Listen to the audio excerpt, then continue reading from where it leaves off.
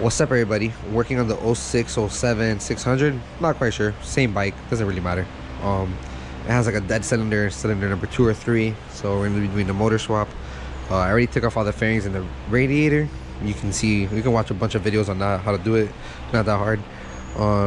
There's the motor, the good motor. This is the bad motor. I'm gonna go ahead and do the quick swap, and basically just gonna time lapse it. Not really gonna get too into detail with it unless I run into some like real technical stuff. But yeah, basically what I'm gonna do is just take out the front end, attach the cherry picker, lift up the bike, get the dolly under there, lower the bike onto the dolly so the engine is resting on the dolly, undo the whole engine mounts and stuff, drop it, lift up the bike, roll out the dolly, put the other one in, put the motor in, raise it up, put the front end back in, and theoretically should be working. So I'm gonna go ahead and set the camera down and just pretty much knock it all out. Let's see how long it takes. And don't judge me for this, all right? This is temporary. I have a whole thing to cover the backyard, but for now that's what it's gonna be like. So I'm gonna go ahead and put the camera down.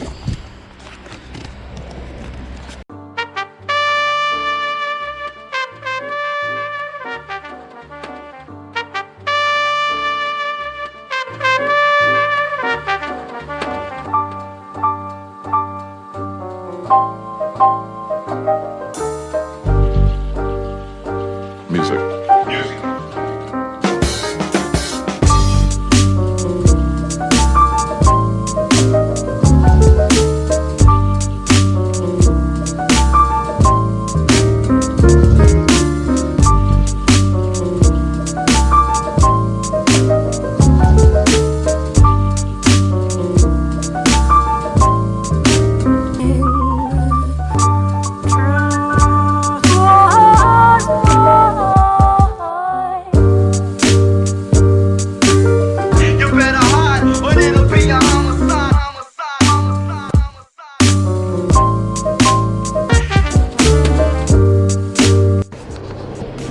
I was having an issue with the camera. I guess it was getting too hot or whatever, but I got the cherry picker set up, took off the tank, took off the front end, the fairings, the radiator. You can all look that up, how to take that off. All right.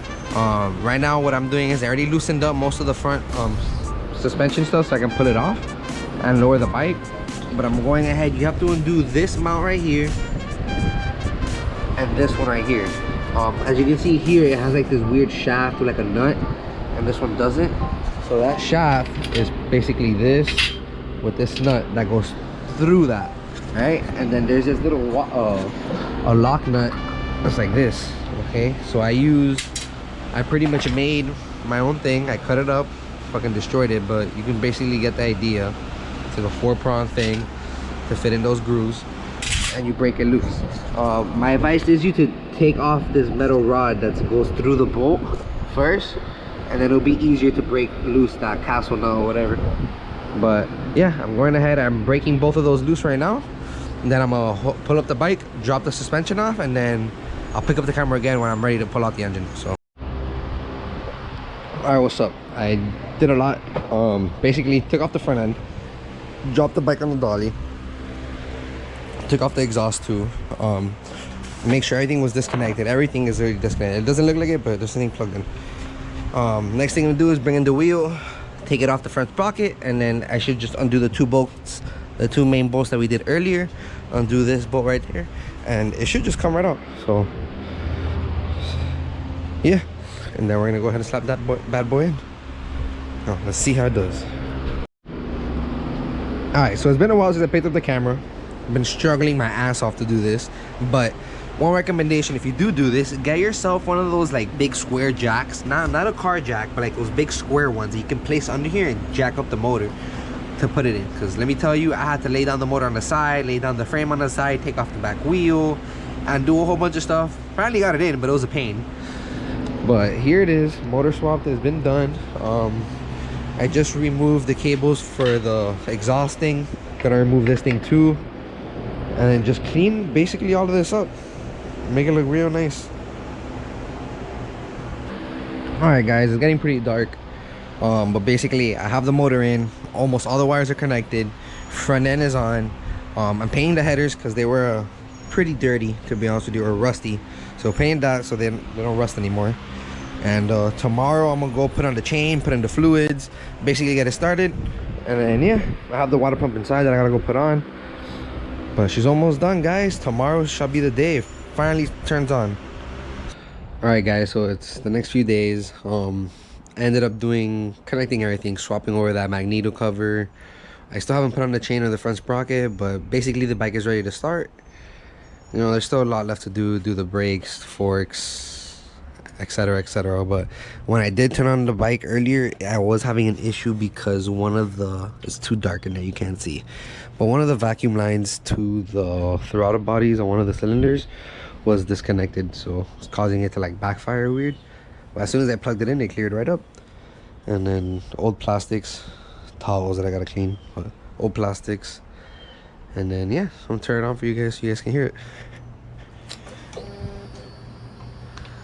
But no codes.